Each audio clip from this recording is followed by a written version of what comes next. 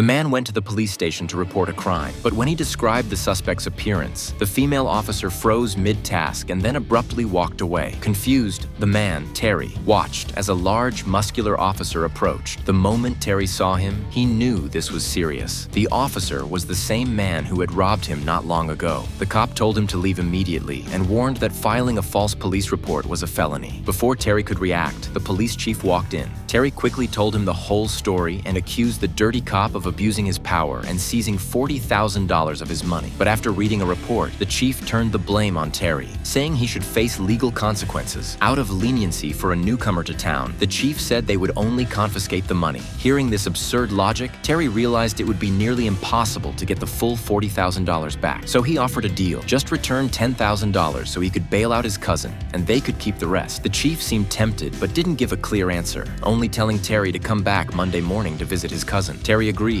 hoping at least his cousin would be freed soon. What Terry didn't know was that the chief never intended to help him. On Monday morning, Terry headed to the station early. On the way, he passed a truck driving off. At the station, he learned that was the transport vehicle taking his cousin away. He'd been played, that $10,000 was never coming back. With no time to waste on anger, Terry jumped on his bike, took a shortcut, and chased down the prison van. He caught up and told his cousin to keep a low profile in prison, promising to find a way to get him out soon. He then went to see his lawyer friend, Samo, but Samo wanted no part in this. He knew too well how much power the local police held. Furious, Terry left, but before he got far, Samo caught up to him outside and said it wasn't safe to talk inside. She told Terry to prepare $10,000 in cash, and she'd find a way to get his cousin released. Terry called his business partner for the money, but the partner told him their restaurant had been shut down because Terry's $40,000 was of suspicious origin. Now more suspicious than ever, Terry went straight to the police station. When the chief saw him, he grabbed a weapon from his desk and stepped outside. At the same time, an encrypted file arrived at the station, detailing Terry's past. He was a former Marine captain, highly trained in close quarters combat. Hearing this, the officers felt uneasy. The chief, still unaware of the report, confronted Terry without a hint of fear. After all, he was the sheriff here. He even admitted outright that he'd lied to Terry. Just then, the dirty cop warned the chief to leave quickly. The chief drew his gun, but Terry disarmed him instantly and took him hostage. Outnumbered or not, Terry marched the bound chief into the station. What they didn't know was that this was only the beginning of a much bigger disaster.